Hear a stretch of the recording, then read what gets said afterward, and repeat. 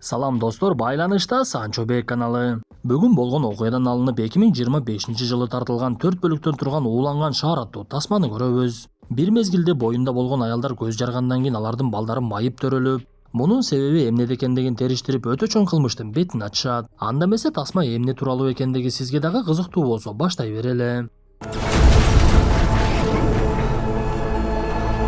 Жараткан бирөөнө бала берип сынаса, экинчисине бала бербей сынап, үчүнчүсүнүн баласына оору берип сынайт экен. Мына бүгүн мен ошондой сыноого кабылып, баламдын айыгып кетүүсү үчүн $200,000 керек экендигин билип, кайгымды кимге айтышымды билбей олтурам. Ошондуктан достор, башыбызга кайгы келген учурда бизди жалгыздантпай колдон келген жардамыңыздарды берип, аны менен бирге эле бата кылган учурда бизди дагы эстеп, баламдын айыгып кетүүсүнө дуа кылып коюңуздарды суранамын. Жана достор, сборубуз тууралуу маалымат жетпей жаткандарга жеткирип, Алла Таала баарыңыздардан ыраазы болсун деймин. Англия өлкөсүнүн Корби шаары 1979-жыл. Буга чейин 70 жылда иштеген темир ишканасы жабылып, 10,000 адам жумушсуз калат. Биздин окуя болсо ошол эле шаарда 1995-жылдан баштап Трейси деген кыз боюнда болгондугуна кубанып олтургандыгын көрөбүз. Ошол эле учурда Сьюзан деген аял дагы боюнда болгондугуна кубанып күйөөсүнө кабарлап, алар дагы экинчи наристелүү болот экенбиз деп сүйүнө башташат. Бул убакта Корби шаарынын жетекчиси кол астындагыларын чогултуп, жаңы мерчем боюнча буга чейин жабылган темир ишканасы жок кылынып, анын ордуна шаарча салынат. Ошондуктан биз ишкананын короосунда көмүлгөн уулуу заттарды жер кыртышы менен биргеликте шаардан сырткары чыгарышыбыз керек. Жерди кайра иштетүүгө мүмкүнчүлүк жасап, анан кийин куруу иштерин баштайбыз деп дароо эле мерчем ишке аша баштап, шаймандарды алып келишип, жүк ташуучу унаалар менен жерди казып сыртка алып чыга башташты. Бул иш-чараны көзөмөлдөгөн жакында эле жумушка орношкон жаш жигит Тед Дженкинс деген бала бар эле. Ал жер кыртышын ташып жаткан унааларды көзөмөлгө алып, алар такыр эле коопсуздук тартиптерин аткарбай жаткандыгын көрүп, эч бириси бет кап тагынбай жада калса, унаалардын дөңгөлөктөрүн дагы жуубай жатышкандыктарын байкайт. Ошондуктан ал бул тууралуу көзөмөлдөөчү адамдарга барып айтса, алар баштарын деле оорутушкан жок. Анткени жетекчилер тарабынан деле бул тууралуу эч кандай эскертүүлөр болгон эмес эле. Ошондуктан унаанын айдоочулары каалагандай айдашып, алып бара жаткан уулуу заттын жарым эле жерге төгүлүп, үстү дагы жабылбагандыктан шаарды айланып бара жатканда абага учуп жаткандыгын көрөбүз. Ал эле эмес, айдоочулар бири-бири менен жарышып, мунун кесепетинен уулуу заттар дагы төгүлүп, алар барып көмө турган жерге төккөн мезгилде унаадан бир аз эле түшкөндүгүн көрөбүз. Коопсуздук шарттары аткарылбай жаткандыгын түшүнгөн Тед дароо эле бул иш-чаранын жетекчиси Рой Томаска барып, маселени жеткирсе, Рой тескерисинче Тедди күнөөлөгөндөй кылып, ооба, сен чоң окуу жайды бүтүрүп мыкты билимдүүсүң, бирок бул жердин шарттары такыр башкача. Ошондуктан сен бул жердеги адамдарга көнбөсөң иштеше албайсың. Бардык эле нерсе кагаздагыдай боло бербейт да десе, Тед аракетинен майнап чыкпастыгын түшүнүп, ал жерден кетет. Бул убакта жанагы уулуу заттарды ташыган унаалардын биринин айдоочусу үйүнө барып, кийимдери кир болуп калгандыктан аларды чечсе, аялы кир жайгычка жайып чаңдарын күйүй баштайт. Ошентип арадан убакыт өтүп, 1996-жылдын күз айларында буга чейин боюнда болгон эки кыз төрөйт. Сьюзан экинчисин төрөп жаткандыктан төрөөсү аман-эсен өтүп, бирок баласынын колунда мандем бар экендиги белгилүү болуп, Трейсинин болсо төрөөтү аябай оор өтүп, анан дагы наристенин денеси толук сак эмес экендиги билинет. Ал эле эмес, Трейси өзү дагы көп кан жоготуп, абалы оорлошу баштайт. Ошентип Сьюзан күйөөсү менен жаңы төрөлгөн наристесинин колун көрүшүп, аябай кайгыга батышып, баланын ден соолугун текшерген дарыгер колунан башка эч кандай маселе жок экен. Ошондуктан үйгө чыга берсеңиздер болот, биз тез-тезден көзөмөлдөп турабыз. Балким бир жолу табылып, колун дарылоого мүмкүнчүлүк болуп калар деп каармандарыбыз үйүнө кетишет. Бирок бул абалга үй бүлөнүн атасы Питер чыдай албай, кубангандын ордуна эс алуучу жайга барып ичимдик иче баштайт. Арадан бир канча убакыт өткөндөн кийин бактыга жараша Трейси дагы төрөттөн кийин аман калып, наристесин көрүп аябай кубанып, бирок анын деле кубанычы көпкө созулган жок. Анткени арадан канча саат өтсө деле жанында жаткан наристеси эч эле үн чыгарбай, курсак ачкандыгын дагы билдирип, тег эле ыйлабай коет. Ошондуктан Трейси кабатыр алып, кайра-кайра медайымдарды чакырып, менин кызым ыйлабай жатат го деп эле ар кандай суроолорду бере берди. Бул убакта жанагы уулуу заттарды ташыган айдоочу Дерек дагы аялынын боюнда болуп калгандыгын билип, аябай кубанып, жакында наристелүү болот экенбиз деп алардын дагы кубанычы койнуна батпай калат. Тед болсо бул убакта болуп жаткан адилетсиздикке чыдай албай түн окумда кеңсеге келип, коопсуздук шарттары бузулгандыгы тууралуу маалыматтарды алып, көчүрмөлөрүн чыгара баштады. Сыягы каарманыбыз бул тууралуу маалыматты ачыкка чыгарууну чечкен окшойт. Ошондуктан кагаздарды алып келип, аны менен чогуу жашаган оорулуу атасынын төшөгүнүн астына бекитип, бирок ошол эле түнү Тедди ызы чуудан ойгонду. Көрсө, анын эшигинин алдында турган унаасын бейтааныш адамдар чукулап жаткан экен. Анда Тедди чуркап чыккан мезгилде эле баласы жарылып кетип, сыягы чындыкты жашыргысы келгендер каарманыбыздан коркуп аны жок кылууну чечишкен окшойт. Анткени бул убакта жанагы уулуу заттар дагы деле ташылып, айлана чөйрө чаңып, чаңдар жерге түшүп, арыктагы суулар менен дагы ага баштаган болчу. Эң эле кызыгы Питер аялы атайлап баласынын колун майып кылып төрөп алгансып, жараткандан келген сыноону бири-бирине күч-кубат берип чогуу өткөрүүнүн ордуна улуу баласы Дэниелди деле ойлонбой кийимдерин алып үй бүлөдөн кетип калат. Трейсинин болсо жаңы төрөлгөн наристесинин ички мүчөлөрү жакшы өрчүбөй калып, дарыгерлер колдон келгенин жасап, бирок наристе көп жашабай эле чарчап калат. Ошентип эки баласы менен жалгыз калган Сьюзан кайгыга батып, бирок жашоону улантыш керек экендигин түшүнүп, балдарын ойнотуп жүрүп эски Петти деген курбу кыздарынын бирине жолугат. Эң эле кызыгы жанагы Петтинин жаңы эле төрөлгөн баласынын колу так эле Сьюзандын баласынын колунда экен. Как так вышло? Я не знаю. Кандай болбосун жашоо уланып арадан 3 жыл өтүп 1999 жыл келет. Тед дагы деле мурдагы жумушунда иштеп эски ишкананын ордунда шаарча пайда болуп, ал жерде Wonder World аталышында сейил бакча дагы салынып, жакында ачылыш аз эми өтө турган боло баштайт. Бул убакта Сьюзан колунда мандеми бар баласынын атын Конор коюп, улуу агасы Дэниел менен ойноп акыл эсине кире баштайт. Бирок Сьюзан баласынын колуна операция жасатып, аны оңдоонун аракетин көрүп, эки жолку операциядан натыйжа чыкпай, үчүнчү жолкусуна дагы кирише башташат. Ошондой күндөрдүн биринде Сьюзанга Грейнхаунд деген кабарчы коңгуроо кылды. Ал адам каарманыбыз менен жолугушууга аракет кылып, мен сиздин балаңыздын колу тууралуу сүйлөшөйүн деп жатам десе, Сьюзан анын сөзүнө маани бербей байланышты өчүрүп салат. Көрсө Сьюзандын курбу кызы Петтинин изилдөөсү боюнча бири-бирине жакын убакта төрөгөн 4 аялдын балдары денесинде кемчилиги менен төрөлүптүр. Ошондуктан бул жерде бир сырткы маселе бар деп буга чейин Сьюзанга коңгуроо кылган кабарчы Грейнхаунд менен байланышкан экен. Привет. Трейси, да? Да. Ошондой күндөрдүн биринде Сьюзан кызы чарчап калган Трейси менен жолугуп калат. Көрсө алар буга чейин төрөт алдында ооруканага чогуу жатып таанышып калышыптыр. Сьюзан Трейсинин кызы эмне болгондугун билбей эле кызын кандай жүрөт деп суроо салып, менин кызым аман эсен төрөлүп, бирок ички дене мүчөлөрү өспөй калган экен. Ошондуктан 3 күн өтпөй эле чарчап калды десе, Сьюзан аябай эле жаман болуп кетет. Анткени чындап эле ошол мезгилде төрөгөндөргө сырттан бир таасир болгон деген сөздөргө ишенбей жаткан эле. Ошондуктан Сьюзанга Трейси менен баарлашуу катуу таасир этип, дароо эле үйүнө барып кабарчыга коңгуроо кылып маалымат берүүнү чечти.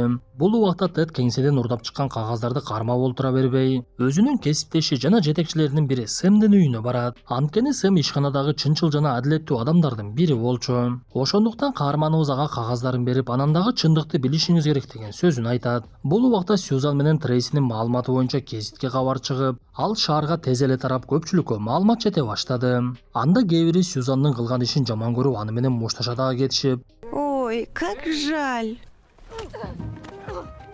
жергиликтүү аялдардын бири болсо гезитти окугандан кийин Сьюзандын үйүнө баласы менен келет. Көрсө бул аял жанагы айдоочу Деректин аялы экен. Анын дагы баласынын буту тубаса майып болуп төрөлүптүр. Ал эле эмес, гезитке маалымат чыккандан кийин Сьюзанга ондой аял байланышка чыгып, алардын баарынын балдары майып болуп төрөлгөндүгү билинет. Трейси болсо бул убакта дагы боюнда болуп, бул жолу аман эсен көз жарып, эгиз-түрөп эки баласынын дени сак таптатынакай жарык дүйнөгө келет. Сьюзан болсо Трейсиге дагы бир жолу жолугуп, өзүнүн ойлору менен бөлүшүп, мен ушул убакка чейин баламдын майып болуп калышына өзүмдү күнөөлөйт элем. Бирок мага байланышка чыккан аялдардын саны өтө көп болгондуктан чындап эле бул жерде бир маселе бар экендигин түшүнө баштадым. Мен эми бул маселелерди жакшы түшүнбөймүн, ошондуктан сен жардам берчи. Биз жактоочу Жалдайлыдагы жанагы аялдарды чогулталы. Анан маселенин чечимин издейли десе, Трейси дароо эле макулдугун берип, алар Дес Коллинс деген жактоочуну жалдашып, Сьюзандын курбусу Петти иштеген ашканага буга чейин байланышка чыккан аялдарды чакырышат. Анда Сьюзан жасап жаткан ишине өзү толкунданып, бирок аялдар келбей койсо эмне кылабыз деп ойлонуп, бирок бир мезгилде ал жерге чакырылгандардын бардыгы бала чакалары менен кирип келе жаткандыгын көрөбүз.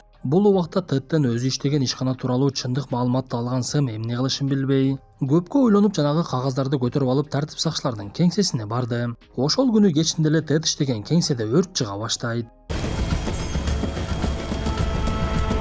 Ошентип бир эле кеңсе өрттөнбөй, буга чейин иш жүрүп жаткан тараптагы өрттөнүп, өрттүн кесепетинен жасалган иштер тууралуу маалыматтар жазылган кагаздардын бардыгы жок болуп кетет. Сыягы ишкана кылмыш иши ачыла баштагандыгын түшүнүп, артын тазалай баштаган окшойт. Анткени чогулган аялдар жактоочу Дестин жардамы менен саламаттык сактоо министрлигине кайрылып, ошол ишкананы тазалоо учурунда уулуу заттар сууга кошулган. А биз болсо ал сууну ичип алганбыз деген даттануу менен чыгышат. Бирок арадан 2 жыл өтүп, жыйынтык чыгып, таза суу ишканасында эч кандай маселе жок экендиги билинип, саламаттык сактоо тарабынан дагы жооп келип, массалык түрдө майыптар төрөлгөн эмес. Силердин учуруңар деле кадимки учурдан айырмаланбайт деген маалыматын берет. Ошентип каармандарыбыздын аракетинен жыйынтык чыкпай эч кандай кылмыш иши дагы козголбой. Буга чейин ишкананын айлана чөйрөсүн тазалап уулуу заттарды алып чыккандарга каршы эч кандай далил таба албай коюшат. Бул нерсеге өрт учурунда кагаздар жок болуп кеткендиги себеп болуп, бирок аракетинен майнап чыкпай атса дагы жактоочу Дез өзүнүн ишинде мыкты болчу. Ошондуктан ал артка кайтууну ойлонбой, эгер суу таза болсо сиздерге башкача бир таасири тийген. Зыяндуу заттар ар кандай жол менен жугушу мүмкүн да деп башка жолун издей баштайт. Жактоочу биринчи эле жардамчысы менен Ньюкаслга барып, ал жактан Паркер деген окумуштууга жолугуп, буга чейин саламаттык сактоо министрлиги жооп кылып чыгарган корутундуну берет. Анткени каармандарыбыз балким корутундуда катачылыктар бардыр деп текшерүүнү каалашкан эле. Бирок буга чейин бир дагы окумуштуу бул сунушка макулдугун бербей, бир гана Паркер макулдугун берип, жактоочунун аракетинен майнап чыгып чындап эле катачылыктарды табышты. Ошондуктан каармандарыбызда кичинекей болсо дагы мүмкүнчүлүк пайда болуп, кайра башынан териштирүү иши башталып, бул жолу Сьюзан Деректин аялы Мэгги менен балдарын алып алып сыналга чейин чыгышат. Алар телеберүүдө башынан өткөн окуяларды айтып беришип, биздикиндей жагдайга кабылгандар бизге кайрылгыла деп сунушташып, жана баштаган ишибиздин аягына чыгарышыбыз керек деп элге жар салышты. Ошол убакта сыналгыдан каармандарыбызды Сьюзандын күйөөсү Питердин көрүп жаткандыгын көрөбүз. Ал үй бүлөсүн таштап кеткенден кийин жыргап бактылуу деле болуп кетпептир. Ошондуктан Сьюзан үйүнө кайтып келген мезгилде Питер ал жерге келип каарманыбыз менен сүйлөшүүгө аракет кылып, бирок Сьюзан сенде эркектин баарынан жогу жакшы деп Питерди кабыл албай коет. Пошел вон.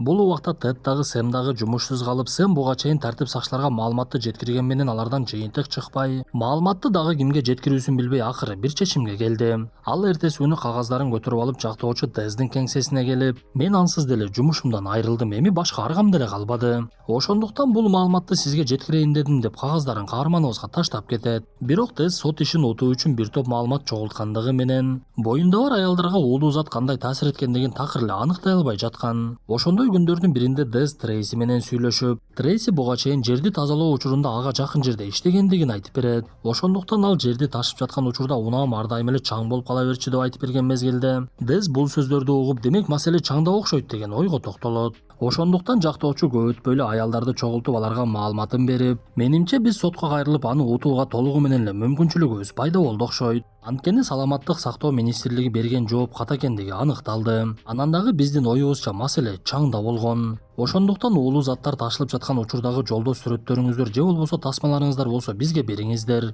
Биз ал жерден чаңдын издерин же болбосо чаңдын учуп жаткандыгын көрүшүбүз керек. Анан дагы биз жумуш учурунда коопсуздук эрежелери сакталбагандыгы тууралуу документтерди таптык. Менимче ушул далилдер азырынча жетиштүү болот деп аялдарды ишендирет. Думаю, у нас есть шансы побороться за победу в суде. Ошентип сотко даярдык иши башталып, бирок бул убакыт аябай көпкө созулуп, 2009-жыл келгенде гана сот отуруму башталат. Бул убакта Конор чоң эле жигит болуп калган болчу. Жактоочу Дез аялдарды чогултуп, аларды автобуска олтургузуп, сотко барганда өздөрүн кандай алып жүрүш керек экендигин түшүндүрүп, башкысы коркпоңуздар, биз сөзсүз жеңебиз деген кеңешин берип, бирок чындыгында өзү коркуп жаткандыгы байкалат. Анткени ал айыпталуучу тарап ишти сотко өткөрбөй эле элдешүү келишимине барат деп ойлогон болчу. Бирок курулушту көзөмөлдөгөн шаардын жетекчиси Рон биз дагы сотко баруудан баш тартпайбыз деп айтып, ошондо гана жактоочу алардын дагы күнөөсү жок экендигине далили бар окшойт деп ойлоно баштайт. Айткандай эле сот отуруму башталганда эки тараптын тең күчү бирдей экендиги билине баштады. Көрсө жактоочу канчалык далилдерди таппасын, айыпталуучу тараптын дагы андан кем эмес далилдери бар экен. Ошондуктан каармандарыбызда утулуп калуу ыктымалдуулугу дагы пайда боло баштайт. Анда Дез биринчи эле буга чейин ага документтерди алып келип берген Сэмге жолугуп, сизге негизи документтерди ким алып келип берди эле, ошону менен жолуктуруңузчу. Балким сиз билбеген учурларды алып билеттир, мен маалымат алышым керек болуп жатат деп Сэмди көндүрөт.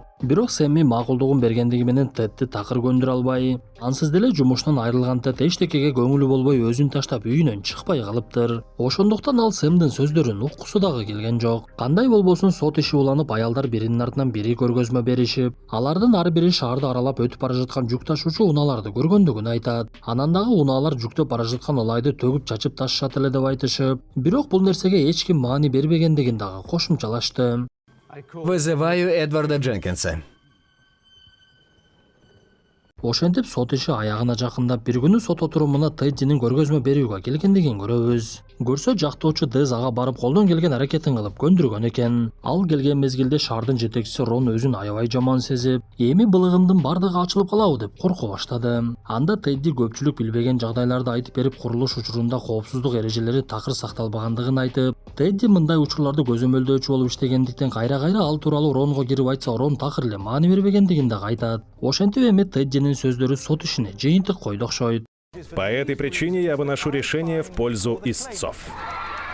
Бул иш-чара башталгандан бери 13 жыл өтүп, акыр аягы каармандарыбыз жеңишке жетишип, бири-бирин куттуктап, эң биринчи чогулуш өткөргөн эс алуучу жайда майрамдай башташат. Бирок Сьюзан ал жерден Трейсини таппай калды. Ал дароо эле Трейсинин кайда экендигин түшүнүп, мүрзөгө барып, Трейси чарчап калган кызын көмгөн жерде экендигин билип, аны менен сүйлөшүп, биз жеңишке жеттик деп эле бири-бирин куттуктап олтуруп калышат. Да. Биз ушул жерде тасма аягына чыккандыгын түшүнөбүз. Тасманын аягында берилген маалымат боюнча соттун чечими менен майып болгон балдарга шаардык кеңеш тарабынан 14,6 миллион фунт төлөнүп берилет. Бирок бул кылмыш иши боюнча эч бир адам камакка алынган эмес. Эми достор, кандай болбосун, ушуну менен окуябыз аягына чыкты. Айтып берген окуябыз жакса, мыкты белгисин басып, досторуңуздар менен бөлүшүп, анан дагы кийинки тасмага чейин көрүшкөнчө ден соолукту жакшы караңыздар.